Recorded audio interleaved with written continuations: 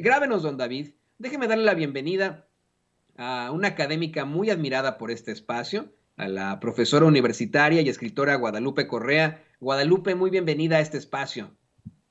Mucho gusto estar con ustedes, me da, ay, ¿me pueden escuchar?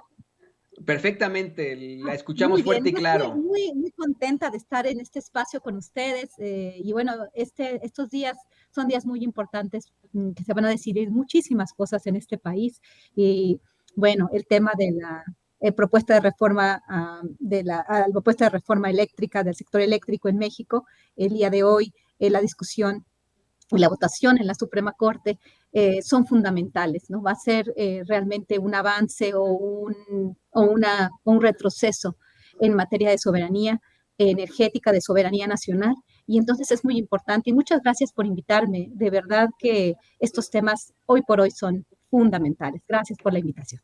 Al contrario, gracias por estar con nosotros. Hoy es un día, como usted bien dice, decisivo para esa ley de la industria eléctrica.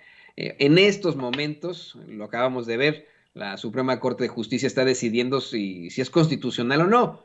Solo se necesitan 4 votos para que continúe en vigencia. Se necesita también 8 para que sea declarada completamente constitucional u 8 en contra para que sea inconstitucional, lo que según algunos otros expertos pues es improbable que ocurra. Le queremos preguntar, profesora, ¿qué podemos esperar de la determinación de los ministros de la Suprema Corte de Justicia de la Nación hoy?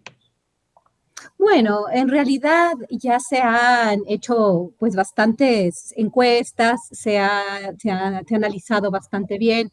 Yo creo que ni por un lado ni por el otro sería como muy difícil que se pudieran conseguir, tanto por quienes están votando por la inconstitucionalidad, los 8 votos, o por realmente ya avanzar en el camino de la constitucionalidad y finalmente simplemente discutir la cuestión del litio y bueno, evadir todas las controversias y lo que ha planteado la industria del sector eléctrico, ¿no? En realidad, todas las peticiones de la industria para mantener un sistema de privilegios, para mantener las controversias, si se logran los 8 votos que se necesitan para hacer del proceso un proceso válido que avance la propuesta de reforma del Ejecutivo mexicano, la propuesta que fue pues, estudiada por parte de quienes realmente conocen en la Comisión Federal de Electricidad, pues estas controversias y todos los planteamientos de la empresa, de las empresas privadas, no van a avanzar. Pero yo creo que es difícil, ¿no? Yo creo que se van a conseguir estos 4 votos. Entonces, el día domingo, con el proceso de revocación de mandato, se va a ver qué es lo que quiere la gente y al final, pues obviamente se va a tener que discutir en la Cámara de Diputados, que es fundamental, probablemente la segunda semana de abril, y después de esto se va a decidir en la Cámara de Senadores. En realidad, todo esto tiene que ver con unas modificaciones a la ley que se, que se plantearon en el mes de febrero del año pasado, que fueron aprobadas, pero luego el Poder Judicial, un juez, pues invalida, ¿no? Esta aprobación de estas reformas a la ley y obviamente operando a favor de las empresas del sector energético con esta cuestión las controversias, ¿no? Que presentaron quienes se oponían a, a este cambio en la ley del sector eléctrico con consideraciones supuestamente medioambientales y de competencia económica, obviamente todo esto beneficiando a las grandes empresas, al sector energético internacional, que obviamente apuesta por las energías aparentemente limpias, la energía eólica y la energía solar, plantean estas controversias, el juez decide a favor de las empresas y hoy se está decidiendo si eso que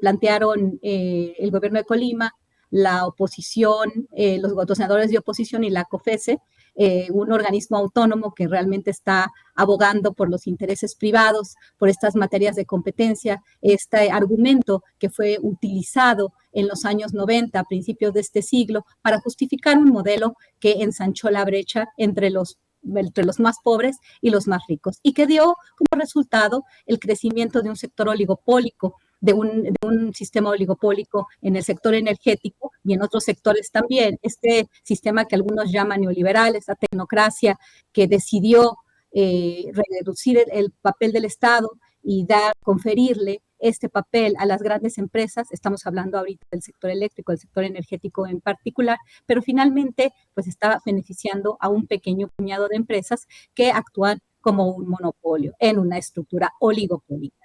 Entonces, lo que se va a decidir en este momento, ¿no? Es si este amparo, bueno, finalmente ya no va a haber amparo, y si lo que las empresas querían, las empresas que se ampararon, las empresas que quieren continuar con el esquema que se aprobó en los años de Enrique Peña Nieto, que tiene que ver con la aprobación de la reforma del 2013, si esta ley de la industria eléctrica no puede reformarse o sí se puede reformar para volverle a dar la rectoría al Estado. Esto es muy, muy importante. ¿Y por qué es importante? Y esto es importante que lo conozcamos más allá de las cuestiones más técnicas, más legales, que de aquí sí yo no puedo hablar, porque realmente lo que se está decidiendo el día de hoy, si nosotros ahorita estamos escuchando, están ahorita argumentando, pues todo es en términos más legales, ¿no? Y finalmente ellos van a decidir en un sistema que es para expertos, ¿no? Es una cuestión legal, es una cuestión técnica. Yo voy a hablar de la cuestión política, de lo que implica en materia social, en materia económica para el pueblo de México. Entonces, ¿qué pasa si el gobierno de México tiene un revés en la Corte el día de hoy? El gobierno de México, estoy hablando de la propuesta de hacer estos cambios a lo que se decidió en 2013 con la ley de la industria eléctrica. Y por eso la ministra Loretta Ortiz, pues también fue atacada, ¿no? Porque supuestamente ella sí se planteó en el año 2013, cuando era diputada por el Partido del Trabajo, una negativa a aprobar esta ley.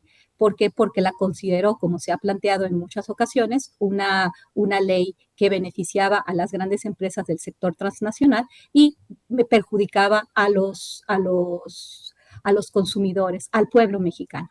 Entonces, realmente esto es muy interesante porque saben más de los que tienen más conocimiento técnico sobre esto pueden explicar mejor, pero tiene que ver con lo que la Comisión Federal de Electricidad estaba dispuesta a darle a las empresas, que solamente iban a pagar una parte de los costos, y que una parte importante de los costos que deberían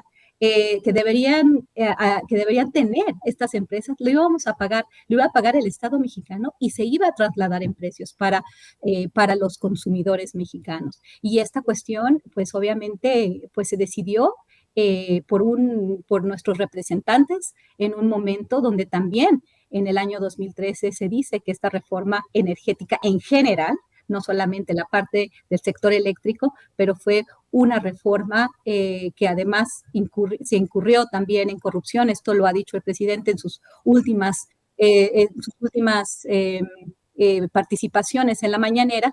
Y bueno, esto que pasó en febrero, que realmente se habían aprobado estos cambios para hacer más justo la participación privada en el sector eléctrico, pues obviamente las empresas dan el grito en el cielo, y los jueces, ¿no? Por eso el aparato judicial es muy querido el sistema judicial es muy querido por la oposición, porque un juez cualquiera puede decidir otorgar un amparo para proteger los intereses privados o proteger cualquier tipo de posiciones que están en contra del gobierno de México, de la posición del gobierno de México, de un proyecto alternativo de nación donde se beneficia a la gente y no a las empresas. Es el modelo por el que la mayoría ha votado, y es el modelo que el pueblo mexicano va a avalar o no este domingo. Va a ser una cuestión muy complicada. Yo creo que estos 4 votos van a ser los que van a regir el proceso de aquí en adelante. No creo que se consigan los 4 de un lado ni los 4 del otro. No creo que el día de hoy se vaya a decidir por las empresas. La Corte vaya a decidir ya sea en su gran mayoría con estos 8 votos, ya sea por las empresas o ya sea por lo planteado de forma justa por el gobierno mexicano, por el gobierno de Andrés Manuel López Obrador, en un esfuerzo muy importante para poder darle al Estado mexicano la gestoría de sus recursos estratégicos en un momento de guerra mundial, en un momento donde la electricidad fluctúa, donde los precios afectan a las familias. Vemos lo que está pasando en Europa y bueno, el día de hoy es un día muy importante, pero muy probablemente va a seguir el proceso, va a seguir la lucha. La lucha se decide quizás el domingo, porque el domingo las personas con el proceso de revocación de mandato, con esta votación, pues van a salir a la calle a avalar un modelo de nación o no. Y si la gente no participa, pues muy probablemente los legisladores van a votar como por los intereses, ¿no? De las empresas, porque las empresas, como el gobierno de los Estados Unidos, parece ser que están haciendo un cabildeo muy fuerte. Son muchos los recursos que ellos van a perder derivados de contratos leoninos que se aprobaron en un momento en el cual también estos grupos de interés, el lobby energético, tuvo una gran relación tanto con los empleados de las empresas transnacionales como con los congresistas. Y bueno, y aparentemente la reforma del 2013 se logró aprobar vía sobornos. El presidente de México ha sido muy claro en estas últimas 2 intervenciones que ha tenido en este sentido, ¿no? En este sentido de que la corrupción aparentemente privó en el año 2013, eso dicho por el director de Petróleos Mexicanos, Emilio Lozoya Austin, cuando llega a México y trata de negociar.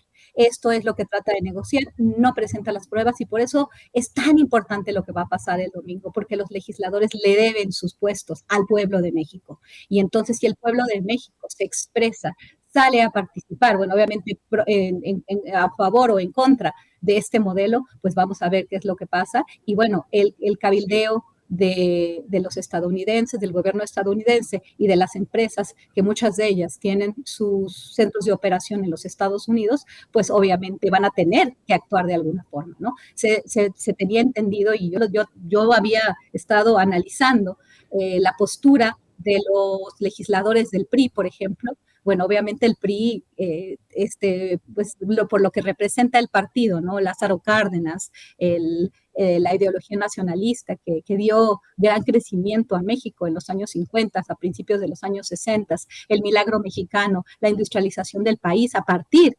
de la nacionalización de la industria petrolera, ¿no? Estas ideas que han sido pues manejadas desde la escuela de Chicago, desde la tecnocracia, desde todos estos hombres privilegiados que se fueron a estudiar a los Estados Unidos y a Europa y vinieron aquí a traernos estas ideas de que tener de que regir, de que tener el control, de que el país tuviera el control de sus recursos estratégicos era una tontería, que no necesitábamos hacer eso, que realmente quien nos iba a dar crecimiento iban a ser las empresas transnacionales. Pues se ha visto que eso no solamente no ha sido cierto aquí, sino no ha sido cierto en ninguna parte del mundo y bueno, esto queda muy claro en el mundo desarrollado, queda muy claro en Europa. Ahorita el conflicto por cuestiones de gas natural, por cuestiones de hidrocarburos, que eso es muy importante para la generación de otras fuentes de energía. Estoy pensando, por ejemplo, en el caso del gas natural y la producción de energía eléctrica, pues está poniendo en graves problemas a los consumidores y a todo el país, ¿no? Los países europeos. Pienso en el caso de España, porque esta problemática con los altos precios de la electricidad, que obviamente estaban oligopolizados por algunas empresas, y una de estas empresas, Iberdrola, pues tiene un papel fundamental también en el sector eléctrico, de generación de energía eléctrica en el país, y entonces obviamente están muy a disgusto, ¿no? de este esfuerzo tan importante, pero creo que el esfuerzo en este momento pues debe de recaer en la gente, a establecer esa presión, decirle a nuestros representantes qué es lo que queremos, qué es lo que nos conviene.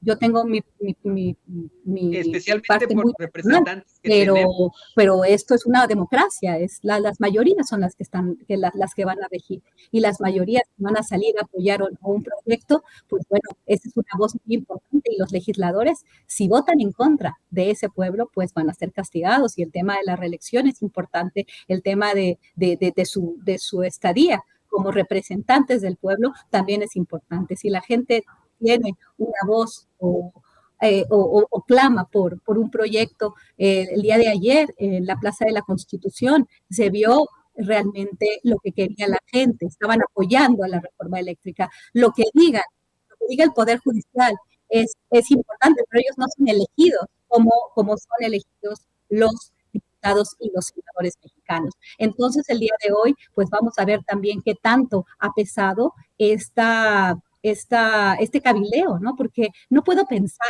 de veras, no puedo pensar que un mexicano pueda apoyar una dirección distinta a lo que plantea el gobierno de México, entendiendo ya todo lo que se nos dijo en el Parlamento abierto, toda la exposición de la Comisión Federal de Electricidad, el tema de los costos, de cómo la CFE estaba cubriendo los costos de las empresas que finalmente no tenían que cumplir con los requerimientos de abastecimiento, y si no lo hacían ellos, pues la CFE tenía que buscar otras fuentes, ¿no? Hay todo un tema técnico que ya me han explicado, pero que me parece mucho más consistente que lo explique un experto en el sector eléctrico que yo. Pero lo que yo entiendo es que la Comisión Federal de Electricidad estaba asumiendo costos muy importantes que iban a ser que han sido trasladados a los consumidores, al pueblo de México, ¿no? Y que las empresas solamente estaban pagando costos marginales, costos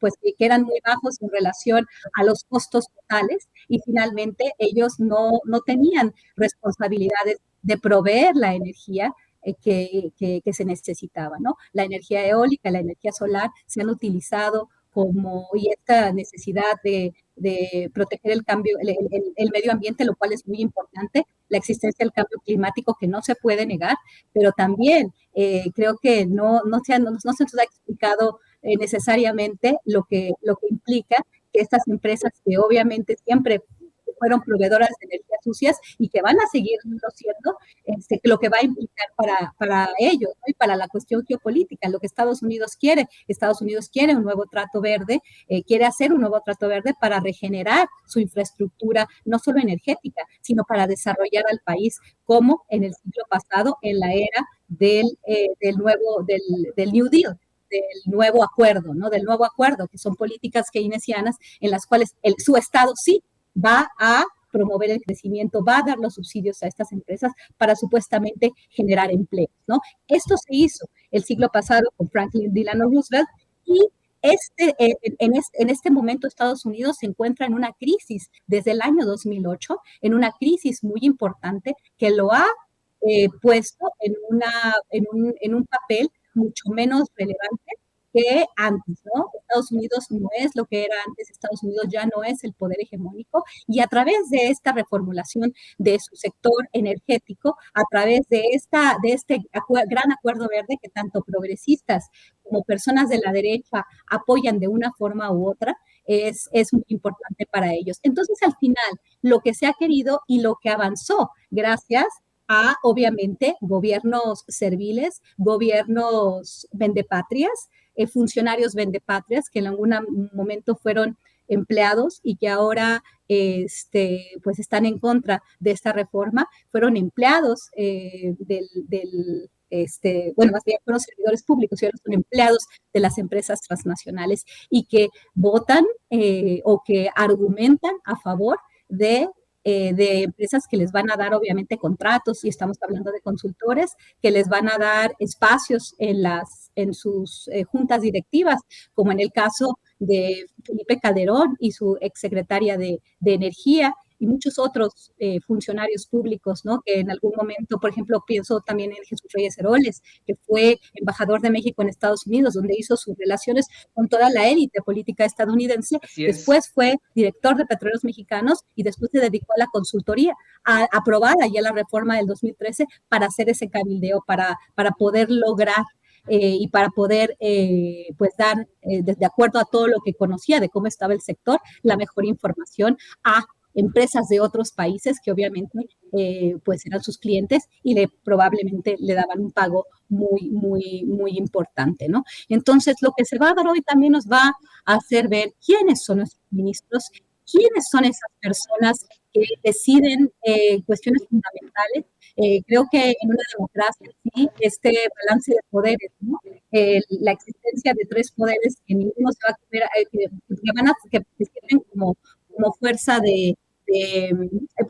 para eliminar, ¿no? Esta tiranía de la mayoría, que es en este momento para la oposición una gran figura, ¿no? El Poder Judicial, pero de cualquier forma, vamos a ver de qué están hechos, Que han porque aquí se juega utilizado desde el Poder realmente Judicial los la recursos única... estratégicos de la nación. Ahora bien, quisiera también tratar un tema muy importante, ¿no? Porque se está viendo realmente